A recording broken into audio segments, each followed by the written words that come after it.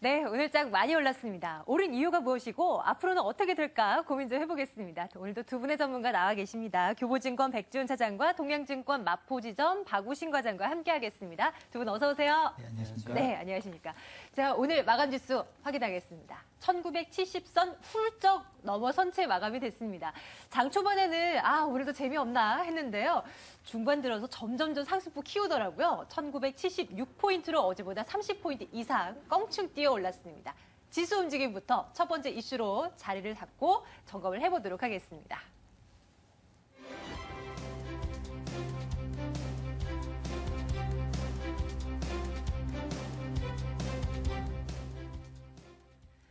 사실 오늘 제법 많은 이슈가 있었습니다. 국내에서는 대통령직 인수위원회가 열려서 박근혜 정부의 2차 인선 발표가 있기도 했고요.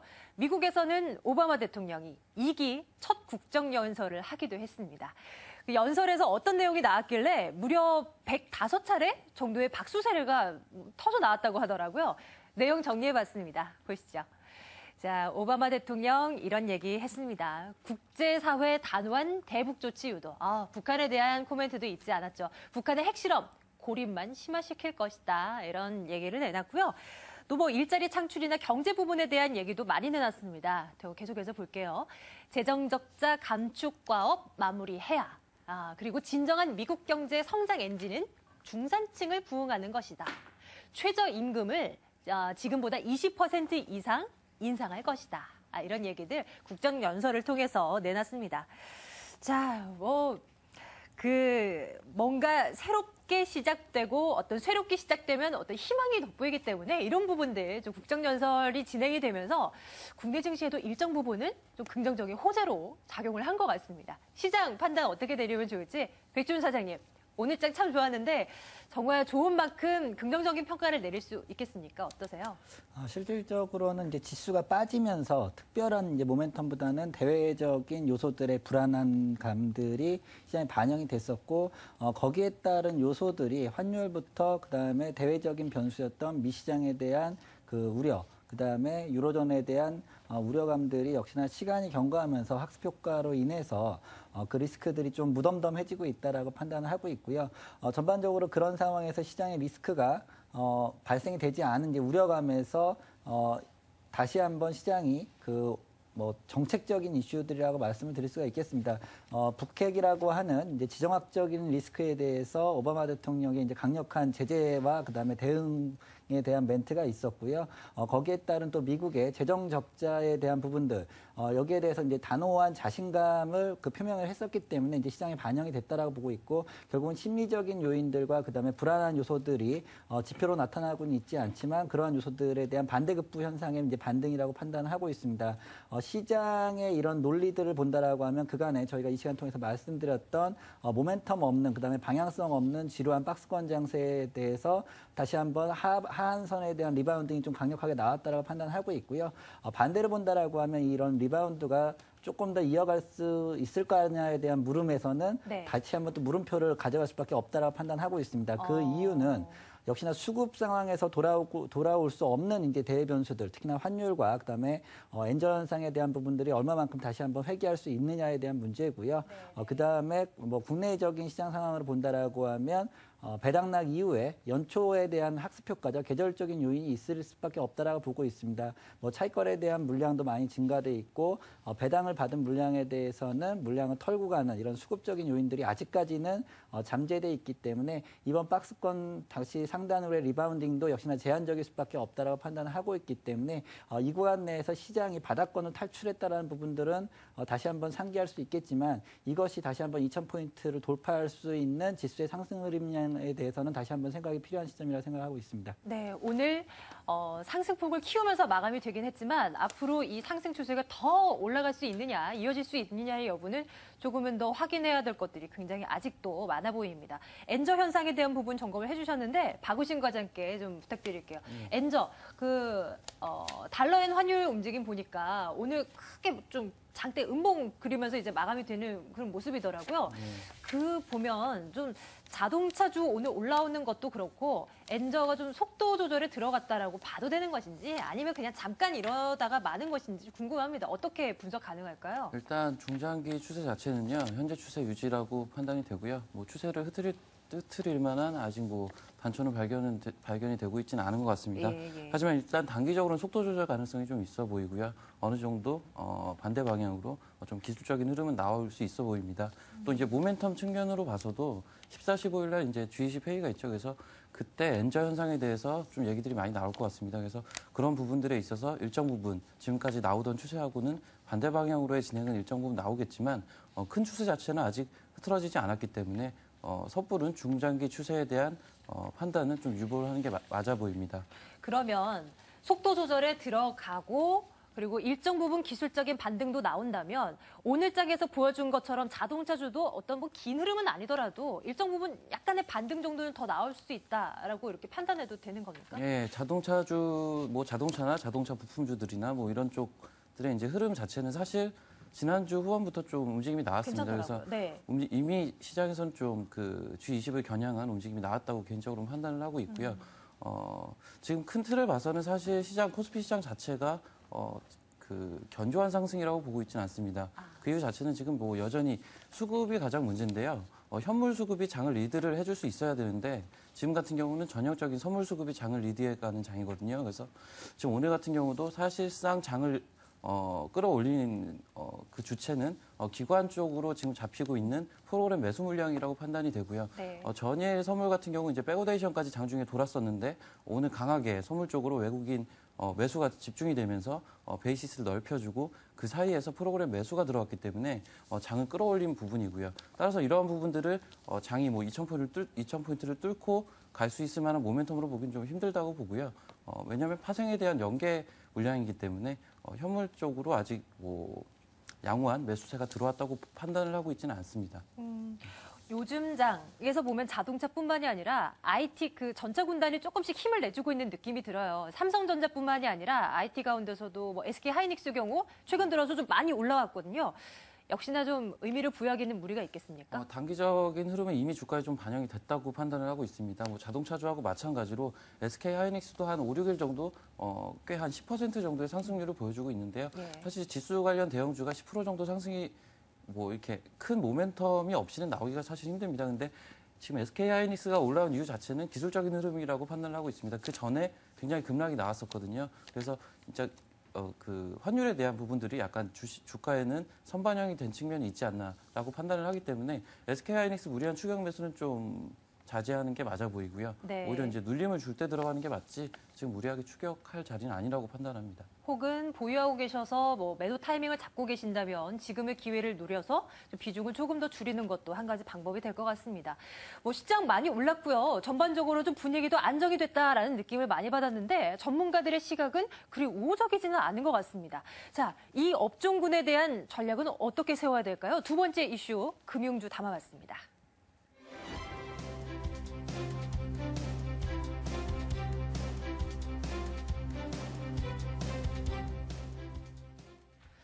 코스피가 오늘 하루 만에 30포인트 올랐습니다. 그러다 보니까 증권주가 가장 먼저 반응을 하더라고요. 증권주 줄줄이 상승했고요.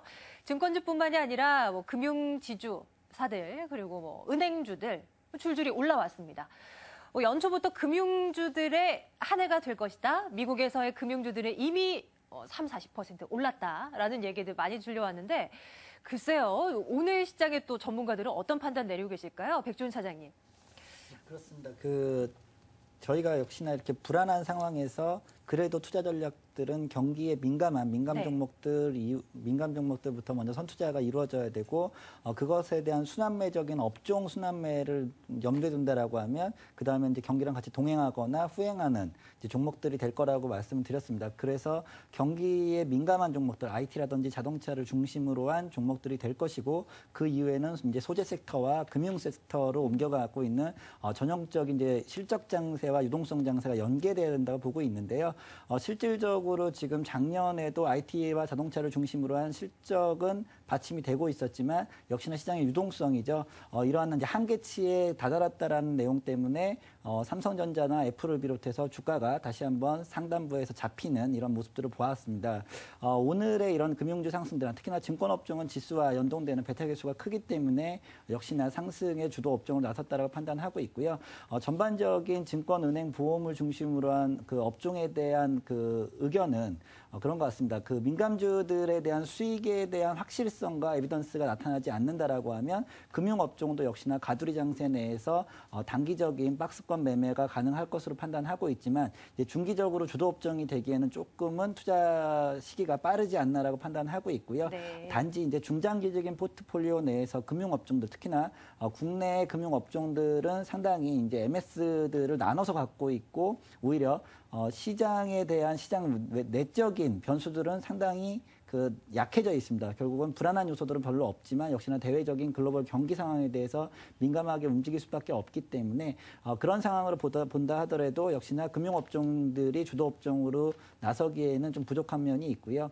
역시나 경기 민감주 이후에 유동성 장세로 넘어가는 장세에서는 역시나 금융업종의 탄력도 충분히 밸류에이션을 갖고 있기 때문에 움직일 수는 있지만 지금 구간 내에서는 금융업종이 주도업종으로 나서기는 어렵다. 그래서 투자에 대한 의견은 오히려 1차적인 경기 민감주 투자 이후에 거기서 포트폴리오 배분 전략을 통해서 그 금융업종에 대한 포트를 갖고 가시는 것이 옳다라고 판단하고 있기 때문에 네. 지금 구간 내에서 거래량과 거래대금은 수반하지 않은 상태, 특히나 저가 메리트를 갖고 있지만은 수급이 받쳐주지 않는 상황에서는 조금 더 보수적인 관점의 견지가 필요할 것으로 보고 있고요. 물론 그 업종 내에서도 상당히 저평가 메리트를 갖고 있는 종목들이 나오고 있습니다. 특히나 증권업종을 중심으로 해서는 뭐 액면가 근처에서 움직이고 있는 종목들이나 예를 들면 어떤 종목이 있나요? 뭐 제가 교보증권을 다니고 있지만 예, 교보증권도 예. 비롯해서 메리츠종금증권이라든지 이런 업종들은 상당히 우수한 밸류에이션과 자산 가치를 갖고 있습니다. 참 소외됐던 종목들인 것 같아요. 방송에서는 많이 정말 언급을 안 했어요. 최근 몇 년 사이에. 예, 그렇습니다. 왜냐하면 시장의 MS 측면으로 본다라고 하면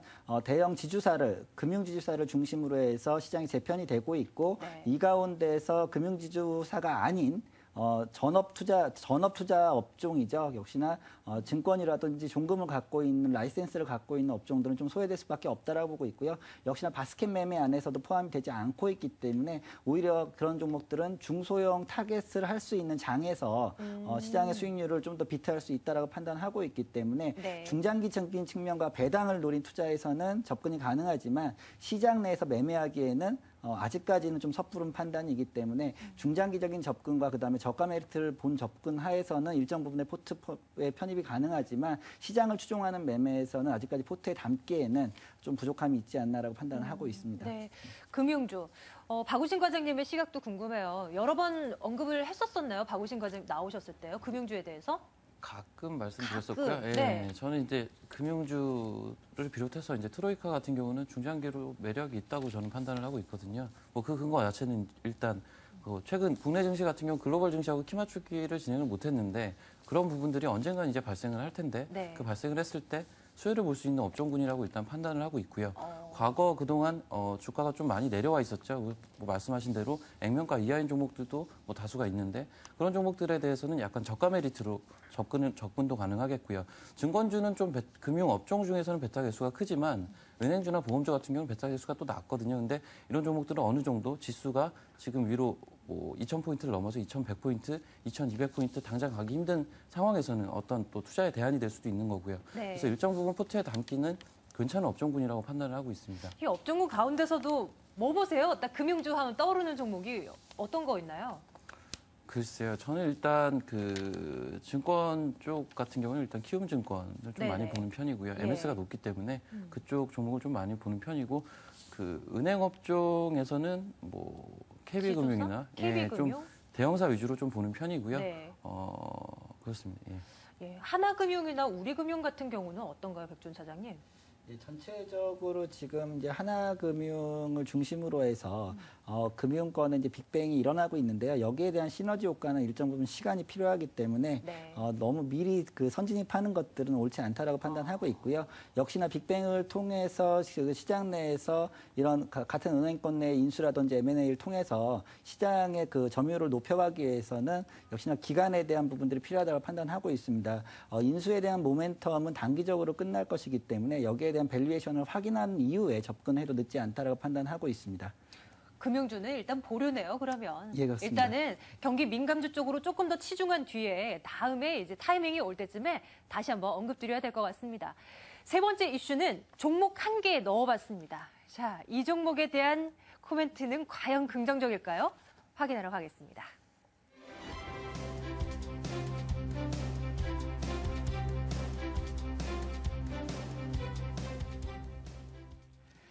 네, 이슈가 될 때마다 OCI 치고 올라오죠. 근데 긍정적인 전망을 해주실까 부분에는 딱 물음표가 머릿속에 그려집니다. 일단 마감 주가부터 볼게요. OCI 그저께 나온 뉴스였어요, 백준 차장님. 그 미국에서 전해졌던 그 태양광 프로젝트 파이낸싱 관련한 내용들 어제에 이어서 오늘도 추가 반등 나왔는데 오늘은 1%대네요. 1.5%, 16만 9,500원. 사실 예전에 OCI 생각하면 너무나 많이 떨어져 있는 상황입니다. 백준 차장님. 괜찮아요? 일단은 밸류에이션 측면에서 말씀을 드리면 네. 이번에 반등은 사실상 조금 의아하다라고 생각을 하고 있고요. 왜요? 전체적으로 시장의 가이던스에 대한 그 실적을 맞추지 못하고 있습니다. 물론 이런 그 대규모 장치 사업과 그다음에 시설 투자가 필요한 사업들은 역시나 시장의 점유율을 올리는 동안에 예전에 반도체 업종을 제가 계속해서 예를 들어 말씀드리는데 하이닉스라든지 삼성전자가 디램 시장에서 치킨 게임을 통해서 글로벌 시장 내에 있는 경쟁 업체들과 그 시장 점유율을 높이기 위해서 같이 단가를 인하하는 어쩔 수 없이 적자를 감내하고 인하한 이후에 시장의 점유율을 갖고 다시 한번 가격 경쟁력을 통제할 수 있는 시장의 점유율을 갖는 순간까지는 역시나 그 어쩔 수 없는 상황이라고 판단이 들고 있습니다. 그런 측면에서 그 OCI의 실적은 매출액도 전년 동기 대비해서 한 20% 감소한 7천억 수준으로 나타났고요. 역시나 영업이익과 순이익도 이제 적자를 전환하는 모습들을 보여주고 있기 때문에 이러한 치킨 게임에 대한 폐해가 계속해서 실적에 반영이 되고 있습니다. 물론 이 이후에 그 경기들이 상승하면서 대체 에너지 산업군에 대한 그 니즈는 계속해서 있으리라 보고 있지만은 주가는 역시나 실적에 같이 연동해서 움직인다는 관점에서 본다라고 하면 지금의 리바운딩은 오히려 그 낙폭과대와 그다음에 단기적인 그 기술적인 리바운딩이라고 판단을 하고 있고요. 이러한 측면에서 본다라고 하면 오히려 그 OCI 같은 종목들은 중장기적인 이런 치킨 게임을 다 마친 이후까지 갈 수 있는 장기적인 그 포트폴리오에는 편입이 가능할 것으로 판단하고 있지만 단기적으로 매수 타이밍을 잡거나 매도 타이밍을 잡기 상당히 어렵다라고 판단을 하고 있고요. 말씀하시는 중장기라는 건 정말 장기 말씀하시는 거죠? 기본적으로 저는 한 3년 정도 판단을 하고 있고요. 네. 이런 경기 사이클들이 물론 조금씩 짧아지고 있고 지수도 그 어려운 상황에서도 점점 저점을 높여가고 있는 어떻게 보면 긴 관점에서 상승 트렌드를 갖고 있는 과도기적인 측면이 있다라고 하면 네. 그 정도의 기간을 가져야지만 거기에 대한 기회비용과 그다음에 시장에 대한 판단을 했을 경우에 시장을 비트할 만한 수익률을 줄 수 있다라고 생각을 하고 있습니다.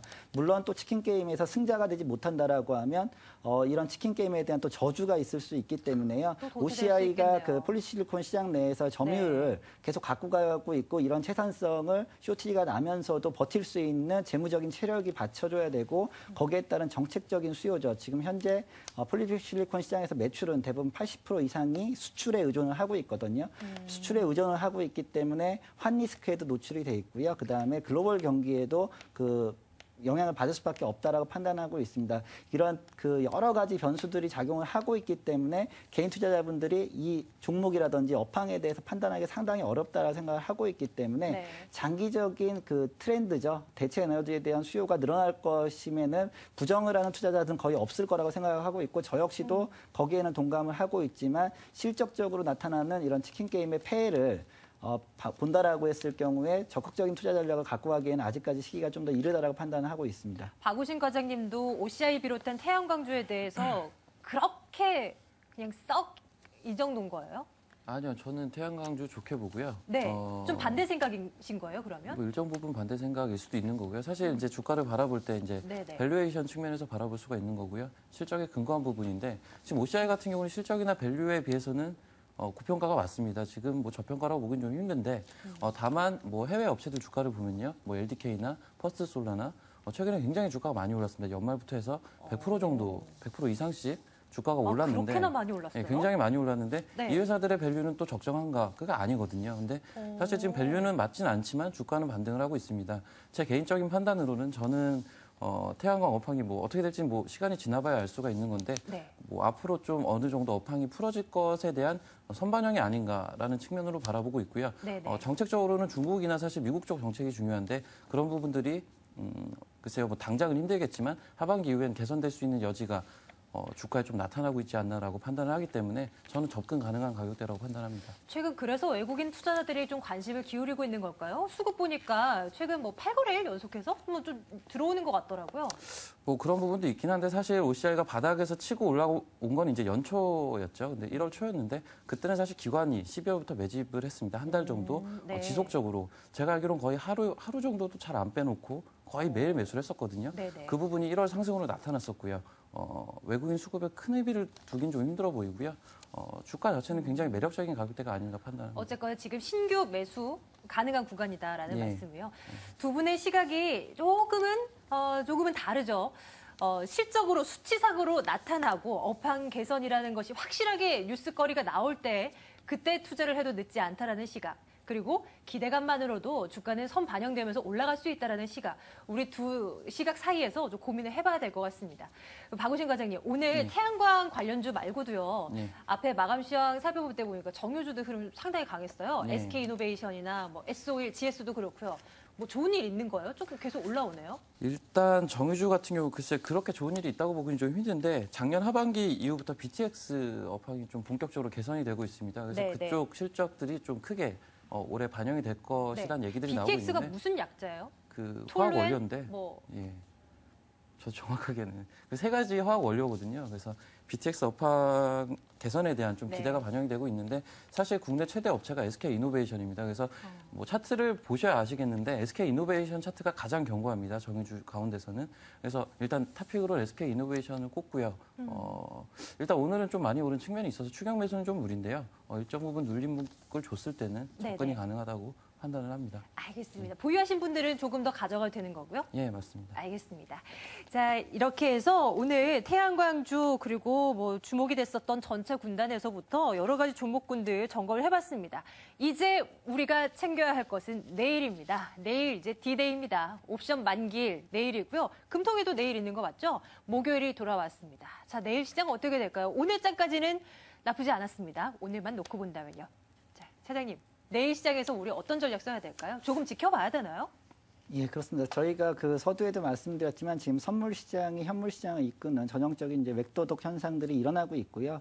그런 측면에서 본다라고 하면 차익 거래에 대한 청산 잔고가 현재 아직도 10조 원 가까이 있다라고 판단하고 있습니다. 거기에는 그 국내적인 요인들이 상당히 큰데 뭐 서두에 말씀드렸던 배당락이라든지 그다음에 연초 효과들 여기에 따른 이제 배당락 메리트가 끝난 이후에 바스켓에서 물량을 덜어낼 수밖에 없는 상황이고 선물의 지수가 현물보다 쌈으로 해서 현물을 팔고 선물을 사는 이러한 전략들을 구사할 수 있는 그 환경에 지금 맞닥뜨려져 있습니다. 그렇기 때문에 오히려 프로그램 매수를 통한 옵션 만긴 날 상방향에 대한 변동성보다는 오히려 지수가 다시 한번 회복을 하더라도 청산을 하면서 하방향에 대한 그 변동성을 더 갖고 갈 가능성이 크다라고 판단을 하고 있고요. 네. 만약에 이것이 무리 없이 롤오버가 된다 하더라도 이것들은 기간 조정의 빌미를 제공한다라고 판단을 하고 있습니다. 그렇기 때문에 오히려 이런 선물 시장에 따른 차익거래 잔고가 청산 시에는 바스켓에 포함되어 있는 경기 민감주들을 조정 시에 매수하는 전략은 유효할 것으로 판단하고 있고요. 현재 시장을 주도하고 있는 업종들은 역시나 계속해서 단기 박스권 내에서 업종들이 순환매하는 모습들을 보여주고 있습니다. 경기 민감주 중에서도 환율에 좀 더딘 종목들이었던 자동차 부품주들이 먼저 바톤을 받고 그 이후에 다시 한번 오늘 현대차가 올라가는 모습들 그리고 삼성전자보다는 오히려 SK 하이닉스 같은 턴어라운드 종목들이 시장을 리바운딩의 주도가 됐다가 다시 삼성전자로 넘어가고 있는 업종 내에서 계속해서 짧은 이런 트레이딩 흐름들이 일어나고 있기 때문에 이러한 측면들 역시나 주도 업종군들을 현재 모색하고 있는 단계라고 생각을 하고 있습니다.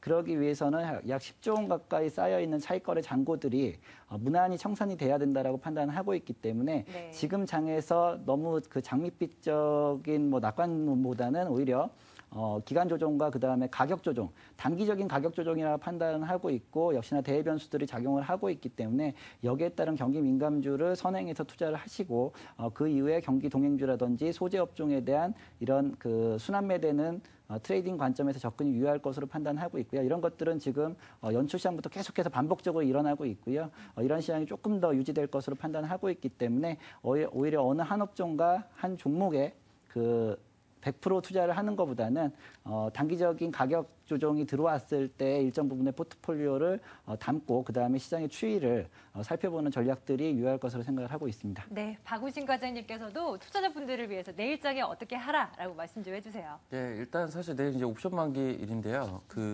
사실 저는 이제 개인적으로는 한 만기 지수를 한 1970포인트 내외로 예상은 하고 있었는데 오늘 네. 너무 많이 오른 측면이 있습니다. 그러니까요. 그래서 네. 오늘 너무 많이 올랐기 때문에 내일이 사실 예상하기가 좀 부담스러운 측면은 있고요. 저는 사실 이번 만기를 좀 하방향은 좀 제한적이라는 판단을 하고 있었거든요. 그 근거 자체는 이제 파생 쪽에 포지션을 봤을 때는 사실 어느 정도 상방향 쪽으로 열어가는 모습을 지난주 후반부터 보여줬었고요. 그런 부분들이 지금 주가에 반영이 되고 또 때마침 기술적으로도 1930포인트 굉장히 중요한 부분대에서 큰 반등이 나와준 부분이기 때문에 그런 부분들이 지수의 오늘 이제 대폭적인 상승을 좀 가져왔다고 판단을 하고 있는데요. 따라서 일단 내일 자체는 개인적으로는 글쎄 큰 급락은 없을 거라고 판단을 합니다. 일단 그 판단은 그렇게 하고 있고요. 일단 3월장 자체는 오히려 저는 안 좋게 보기 때문에 2월 달에 고점을 잘 잡아서 어느 정도 현금화를 하시는 게 저는 맞다고 판단을 하고요. 그 근거 자체도 사실 선물 쪽에 있는데 외국인들 선물 매도 누적이 굉장히 많습니다. 그래서 그러한 부분들이 뭐 오늘 같은 경우 좀 매수를 많이 하긴 했는데 네. 기존에 미결제 약점을 쌓아뒀던 부분을 환매수하는 부분은 아니었거든요. 새로운 세력의 가세라고 판단을 할 수가 있는 거고요. 따라서 3월장에 대한 이러한 이제 파생 쪽의 우려가 있기 때문에 현재처럼 현물이 수급적으로 리딩을 해갈 수 있는 장이 아니기 때문에 그런 부분들에 대한 좀 걱정은 좀 남아있는 상태입니다. 알겠습니다. 오늘 장 사실 뭐 지수 상승폭만큼은 두드러졌지만 조금은 보수적으로 조금 더 대응을 해볼 필요가 있겠다라는 전략. 내일도 만기일에 어떻게 프로그램 물량 출회가 되는지 아니면 그냥 롤오버가 되는지 이 여부도 꼼꼼하게 확인해야 될 것 같네요. 두 분의 전문가와 말씀 나눴습니다. 교보증권 백주훈 차장, 동양증권 마포지점 박우신 과장과 함께했습니다. 두 분 잘 들었습니다. 네, 감사합니다.